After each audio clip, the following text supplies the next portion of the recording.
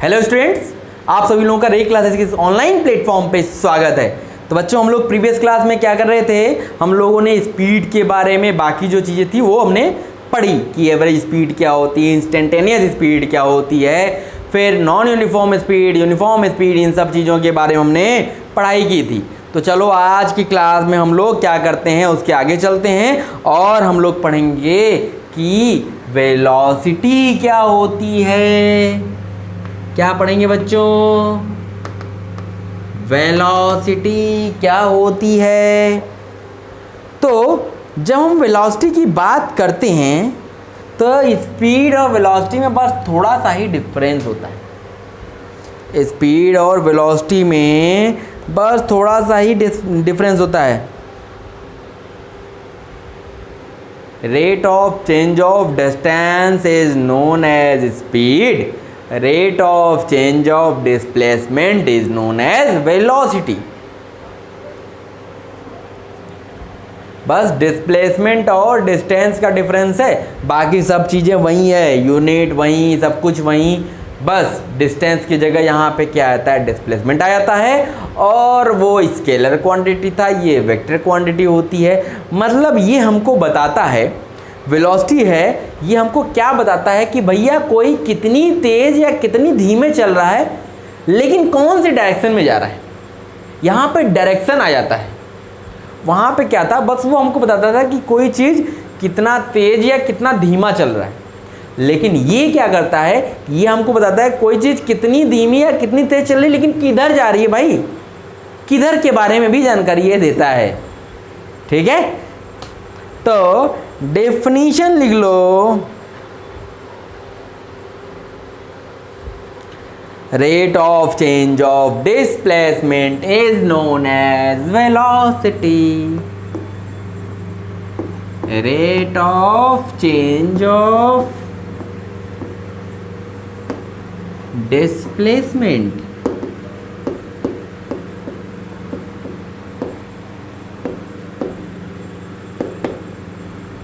is known as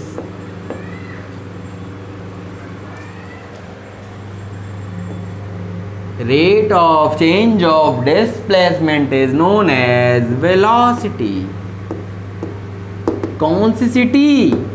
velocity, कि किस rate से डिस्प्लेसमेंट में चेंज हो रहा है या displacement per unit time is known as velocity. आप उसको भी लिख लो, या डिस्प्लेसमेंट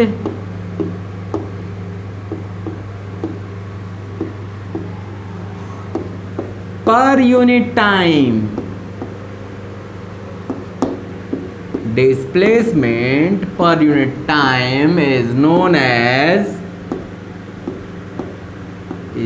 एज वेलोसिटी। कि डिस्प्लेसमेंट किस यूनिट टाइम में कितनी डिस्प्लेसमेंट हुई, इसी को हम लोग क्या बोलते हैं, वेलोसिटी बोलते हैं। तो ये हम लोग कैसे रिप्रेजेंट करते हैं कि वेलोसिटी को हम लोग किससे डिपेंड करते हैं भाई, v से। देखो वो भी v से था, स्पीड भी v से थी, लेकिन चेंज क्या होता है, यहाँ पे v के ऊपर एक एरो लगा दो तो ये हो जाता है वेलोसिटी, और केवल v लिखोगे तो वो होगी स्पीड। अब ये होता क्या है, ये होता है डिस्प्लेसमेंट, ये भी क्या होता है, वेक्टर। वहाँ केवल d लिखते थे या s लिखते थे, तो वहीं d या s कुछ भी लिखो, d/t। तो ये हमारा क्या होता है, ये हमारा होता है वेलोसिटी। मतलब वेलोसिटी इज इक्वल टू क्या है भाई, डिस्प्लेसमेंट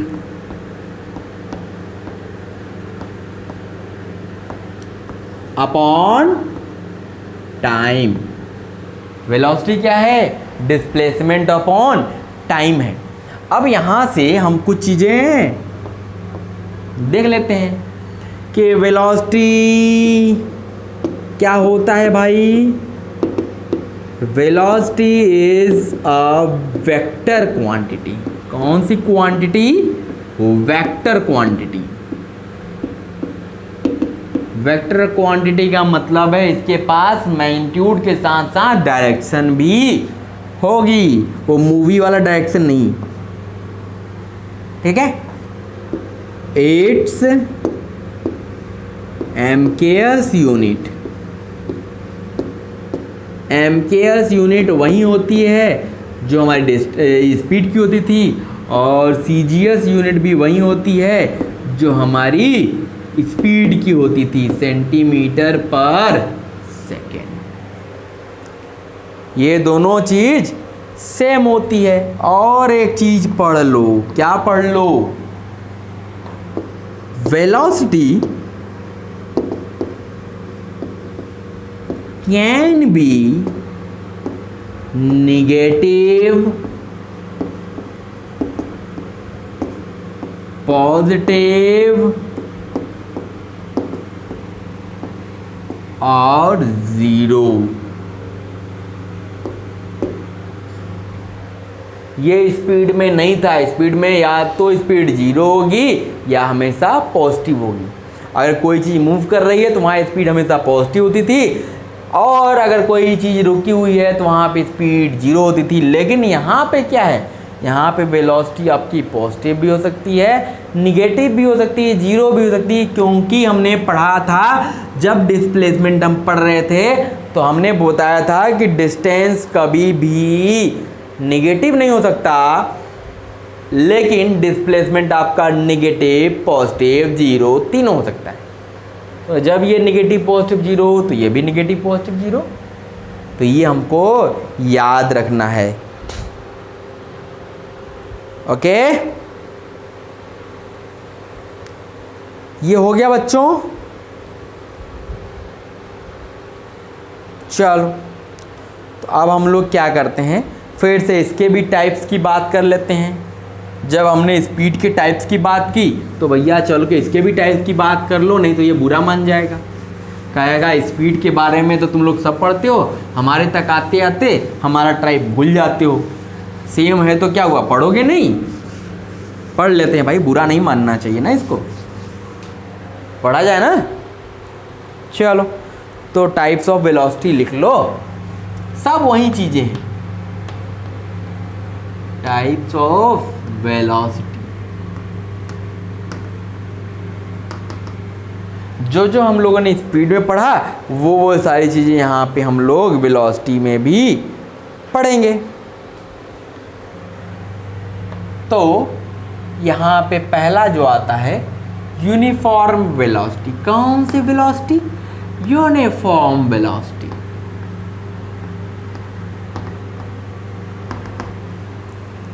ओके, तो हम लोग यूनिफॉर्म वेलोसिटी को पढ़ लेते हैं भाई।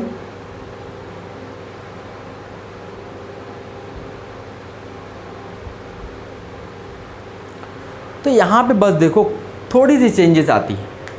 जैसे हम लोग यूनिफॉर्म स्पीड को डिफाइन किए थे तो वहाँ बोले थे if an object covers equal distance in equal interval of time is known as uniform speed.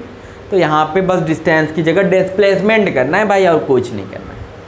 लिख लो, if a body covers, if a body covers equal displacement,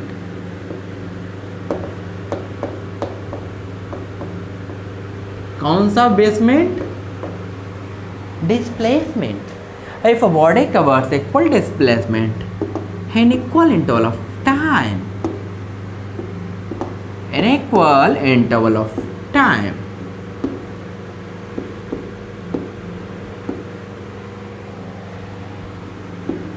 then it is called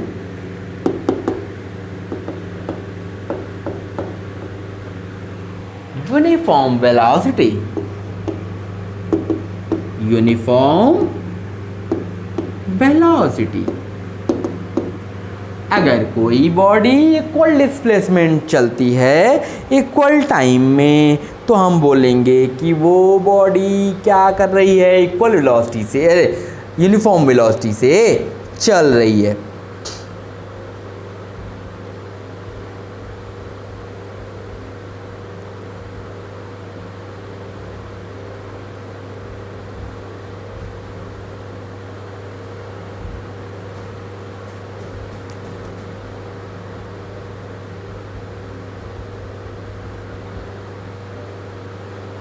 okay, तो ये हमारा क्या हो गया, uniform velocity. तो non uniform velocity को भी डिफाइन कर लेते हैं।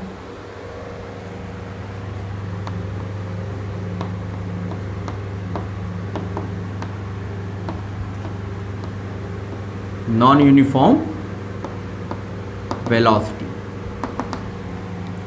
तो जब हम लोग नॉन यूनिफॉर्म वेलोसिटी की बात करेंगे तो वही चीज़ आएगी, क्या आएगी कि velocity of an object is said to be non uniform if it covers unequal displacement in equal interval of time. Unequal displacement अगर करती है इक्वल टाइम इंटरवल में तो वो हमारी क्या हो जाएगी, नॉन यूनिफॉर्म वेलोसिटी हो जाएगी। तो लिख लीजिए, if a body covers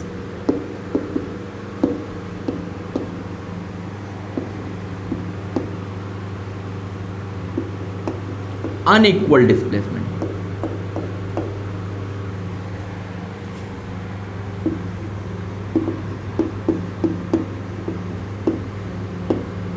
if a body covers unequal displacement in equal interval of time,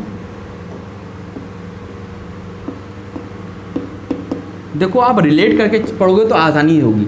displacement distance जो आप स्पीड पढ़े थे वही चीज़ है, बस डिस्टेंस को डिस्प्लेसमेंट से चेंज कर दो। Interval of time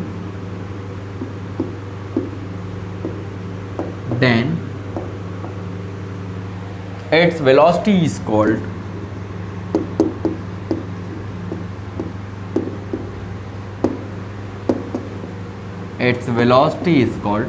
non-uniform velocity।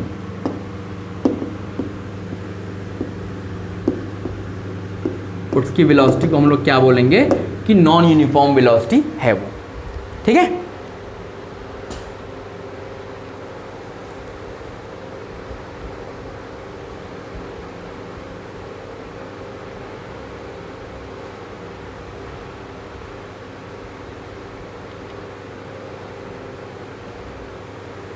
तो अगर हम एग्जाम्पल्स की बात करें, नॉन यूनिफॉर्म वेलोसिटी के एग्जाम्पल्स की बात करो, कोई भी एग्जाम्पल लिख लो। A bus moving on a crowded road, a bus moving on a crowded road. इसको आप अपने से समझना और अपने से एग्जाम्पल्स और ढेर सारे लिख लेना। A stone thrown vertically upward, a stone thrown vertically upward,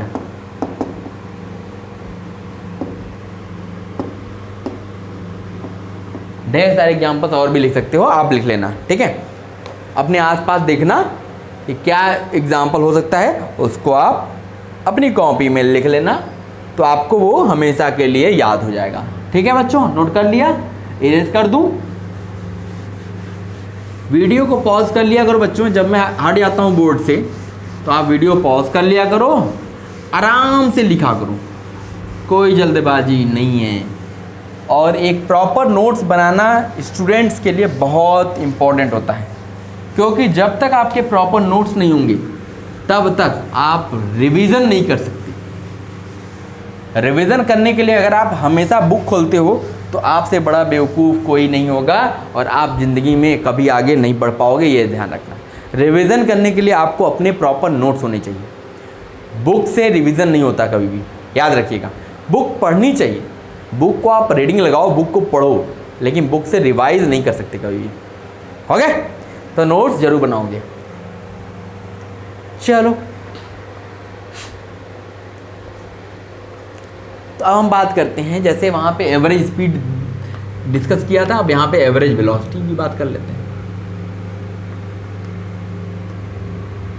average velocity, अब एवरेज वेलोसिटी क्या होती है इसके बारे में डिस्कस कर लेते हैं कि एवरेज वेलोसिटी क्या होती थी। वहाँ पे क्या होता था, total distance travelled per unit time is known as average velocity. तो यहाँ पे होगा total displacement travelled to the total time taken।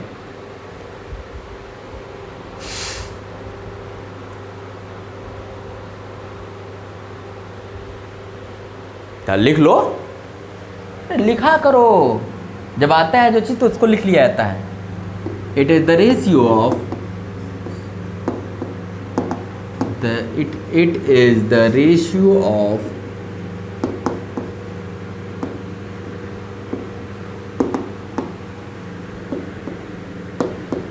total displacement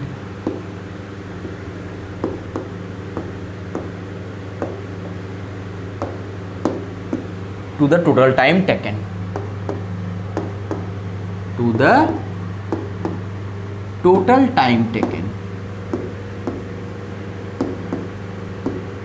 total displacement कितना चलता है टोटल टाइम में, तो उसी को हम लोग क्या बोलते हैं, एवरेज वेलोसिटी। तो इसका मतलब अब यहाँ पे अगर डिफाइन करना हो वी एवरेज, तो इसको वेक्टर लिख लो, ये हो जाएगा total displacement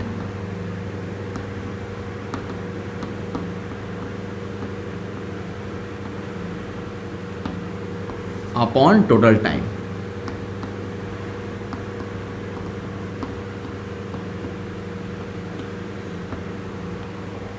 total displacement upon total time taken, इसी को हम लोग क्या बोलते हैं, इसी को हम लोग बोलते हैं एवरेज वेलोसिटी।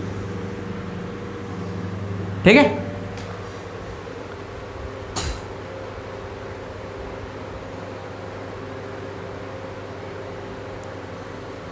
ऐसे ही अब यहीं पे इंस्टेंटेनियस वेलोसिटी को भी डिफाइन कर लेते हैं, सब वही है। इंस्टेंटेनियस वेलोसिटी सब पूरा वहीं का वहीं है जो वहाँ डिफाइन किए थे। इसको भी एक लाइन में यही लिख लो, it is the velocity at some particular instant. It is the velocity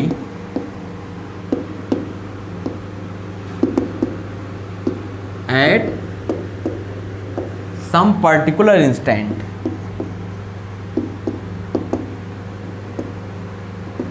किसी क्षण जो वेलोसिटी होगी वो आपकी क्या कहलाएगी, इंस्टेंटेनियस वेलोसिटी। इसी को हम लोग इंस्टेंटेनियस वेलोसिटी बोलेंगे। ओके।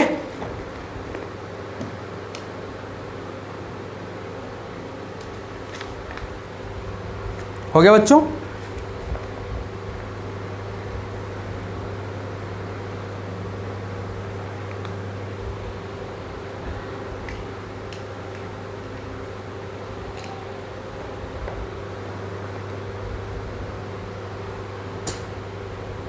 अब देखो कुछ चीज़ें और मैं आपको यहाँ पे डिस्कस कर देता हूँ। कुछ मज़ेदार चीज़ें हैं, नोट कर लो इसको आप।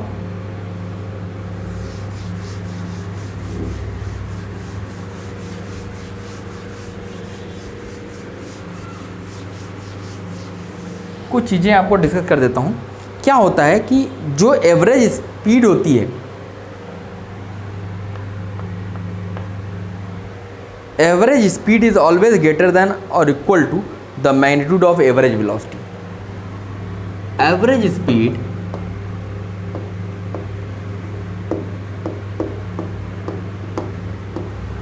is always greater than or equal to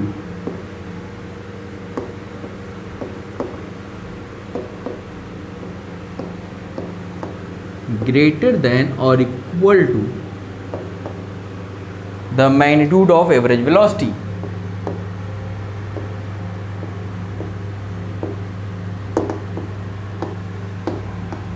Magnitude of average velocity। जो हमारी एवरेज स्पीड होती है, जो हमारी एवरेज स्पीड होती है वो एवरेज वेलोसिटी से के मैग्नीट्यूड से हमेशा या तो बड़ी होगी या उसके बराबर होगी, उससे छोटी नहीं हो सकती। क्योंकि ये जब निगेटिव होगा तो उसका मैग्नीट्यूड कभी भी एवरेज स्पीड के ऊपर नहीं जा सकता, याद रखिएगा। ठीक है।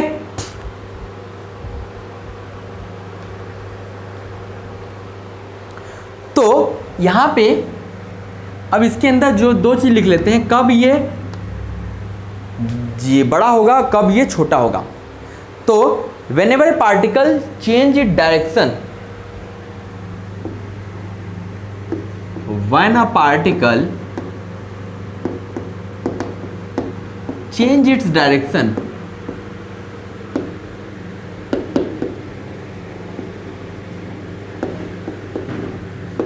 when a particle change its direction or follows a curved path or follows a curved path,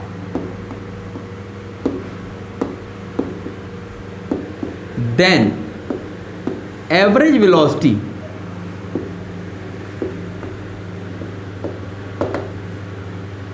average speed is always greater than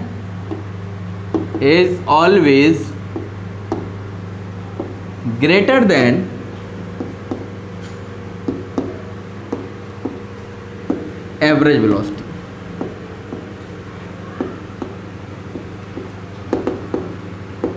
अगर आपका जो पार्टिकल ट्रेवल कर रहा है वो अगर कर्व्ड पाथ पे ट्रेवल करे या अपनी डायरेक्शन चेंज करता रहे, तो उस टाइम पे जो उसका एवरेज स्पीड होगा वो हमेशा एवरेज वेलोसिटी से बड़ा होगा, ग्रेटर देन होगा। तो कब वो इक्वल होगा भाई? Average speed is exactly equal to average speed is exactly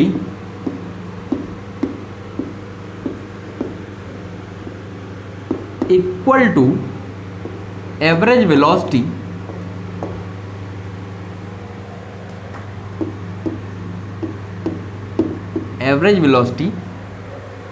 if it follows a straight line path. If it follows a straight line path,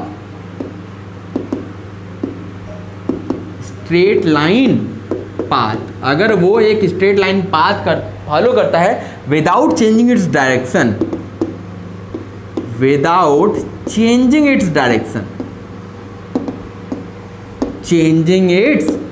direction, बिना अपनी डायरेक्शन चेंज किए अगर वो एक स्ट्रेट लाइन पाथ को follow करता है तो वहाँ पे एवरेज स्पीड और एवरेज वेलोसिटी बराबर होंगे। और कहाँ ज़्यादा होंगे मैंने आपको बता दिया। ओके, तो अब हम आगे चलते हैं। इसको नोट कर लो बच्चों, ये काफ़ी इंपॉर्टेंट है, इसको आपको पता होना चाहिए। नोट कर लिया?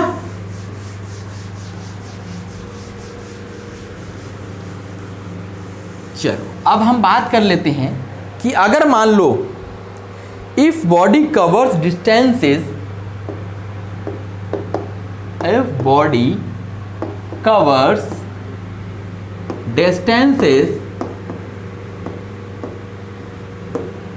x1, x2, x3, x4 dot dot dot with velocities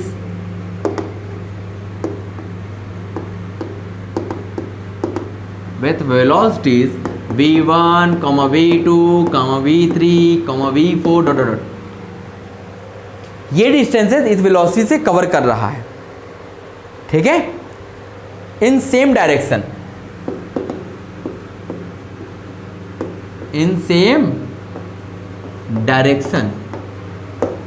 then average velocity of the body,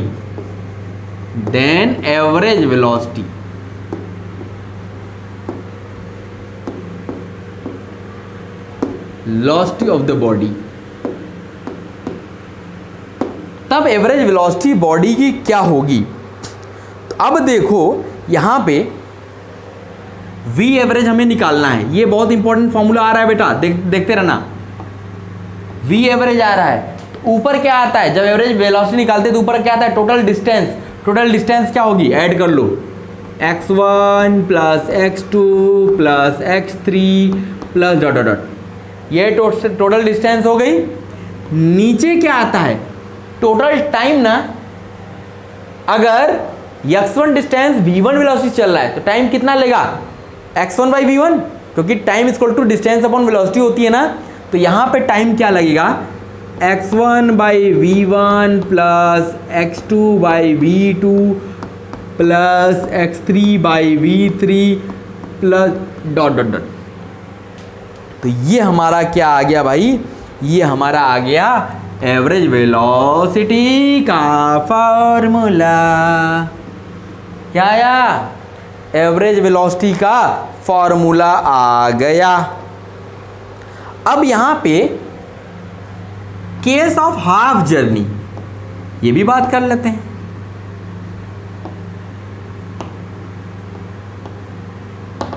case of half journey ये क्या होता है, अगर मान लो कोई बॉडी है इक्वल डिस्टेंस कवर करती है x1 बराबर x2 with different speed, same distance अलग अलग स्पीड से कवर करती है। If a body covers same distance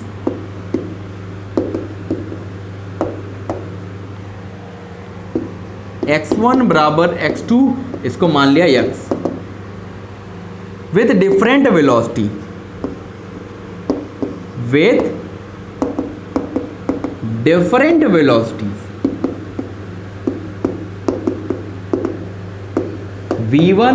v2, distance तो इक्वल चल रही है लेकिन वेलोसिटी डिफरेंस है, तो वहां पे एवरेज वेलोसिटी जो होती है वहां पे क्या होगा, v एवरेज।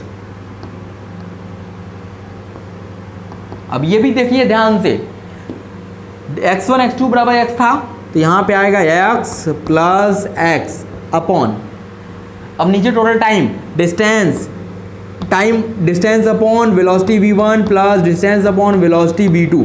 तो अब यहां से एक फॉर्मूला बन जाता है, ये क्या बन जाता है, ये बन जाता है 2v1 v2 upon v1 plus v2।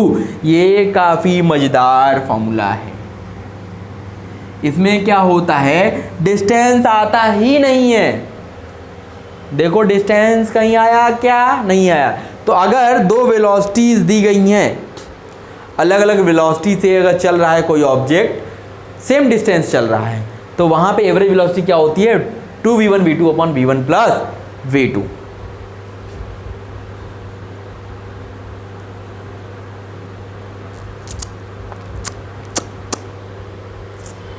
ठीक है, तो ये नोट कर लो। फिर मैं अभी आपको अगर मान लो 3 डिस्टेंस चलता, 3 डिस्टेंस, अगर यहाँ दो ही डिस्टेंस चला ना, x1 x2, अब मान लो 3 डिस्टेंस चलता तो वहाँ पे फॉर्मूला क्या बनता, उसके बारे में भी हम लोग डिस्कस कर लेते हैं। If body covers equal 3 distances, if body covers 3 equal distances, 3 equal distances with velocities, distances x1 is equal to x2 is equal to x3, इसको मान लिया x, with velocities v1, v2, v3। तो अब यहाँ पे एवरेज वेलोसिटी जो आएगी v average, ये क्या आएगी, तो देखो यहाँ पे ऊपर x प्लस x, ये तो टोटल डिस्टेंस हो गया, नीचे टाइम लिखना है तो x by v1 plus x by v2 plus x by v3। ठीक, तो यहाँ से जो फॉर्मूला आता है वो फॉर्मूला क्या आता है, 3v1 v2 v3 upon v1 v2 plus v2 v3 plus v3 v1। ये हमारा क्या आ गया, यही हमारा क्या होता है, एवरेज फॉर्मूला। देखो 2 था तो ऊपर 2 आया था, 2 डिस्टेंस था तो ऊपर 2 आया था, 2v1 v2 अपॉन नीचे एक का सम था। जब 3 था तो ऊपर तीनों का मल्टीप्लाई हो गया, ऊपर नीचे 2 का सम आ गया। अगर 4 होगा तो ऊपर 4 का मल्टीप्लाई हो जाएगा और नीचे 3 का सम आएगा। इस तरीके से आप फाइंड कर सकते हो।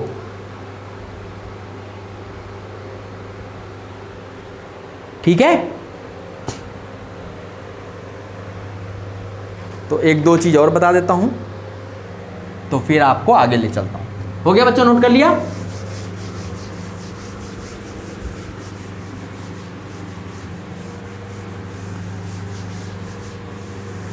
अब देखो, if a body travels with speeds v1 v2, if a body travels with speeds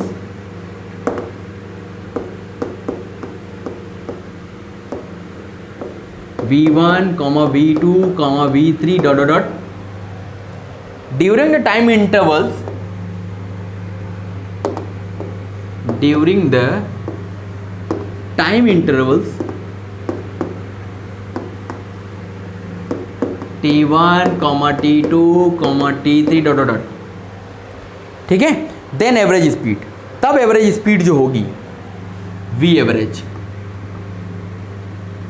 तब एवरेज स्पीड या एवरेज वेलोसिटी जो होगी वो क्या होगी। देखो ऊपर क्या आता है, डिस्टेंस, तो वेलोसिटी की जगह टाइम दिया गया, तो ऊपर डिस्टेंस क्या होता है, वेलोसिटी टू टाइम, ऊपर आएगा v1 t1 plus v2 t2 plus v3 t3 dot dot dot upon नीचे क्या आता है, टोटल टाइम, तो t1 plus t2 plus t3 plus dot dot dot, ये क्या आ गया हमारा एवरेज स्पीड। जब हमें क्या दिया हो, वेलोसिटी और टाइम दिया हो, तो हम इस फॉर्मूले का यूज करेंगे। अब यहां पे if two given time intervals are equal, if two given time intervals are equal, मतलब t1 is equal to t2 is equal to t हो गया, तो यहां पे एवरेज वेलोसिटी v एवरेज क्या हो जाएगा, ये क्या हो जाएगा, देखो v1 t plus v2 t upon t plus T, तो ये क्या आ गया, ये आ गया v1 प्लस v2 बाई। अगर दो अलग अलग वेलोसिटी से सेम टाइम में कोई ऑब्जेक्ट चल रहा है इक्वल टाइम इंटरवल में, तो उसकी एवरेज वेलोसिटी क्या होती है, उन दोनों का सम बाई 2। और ऐसे ही अगर तीन गिवन टाइम इंटरवल्स हो, इफ 3 इक्वल टाइम इंटरवल्स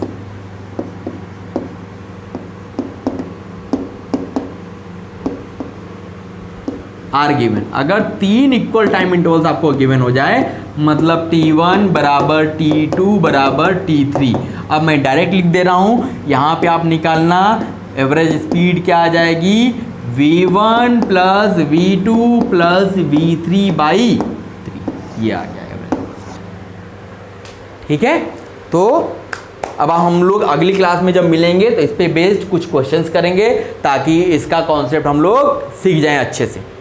ठीक है बच्चों, तो आज क्लास के लिए बस इतना ही, फिर अगली क्लास में हम लोग मिलते हैं, तो इसके आगे की चीज़ें कंटिन्यू करते हैं। Okay, thank you.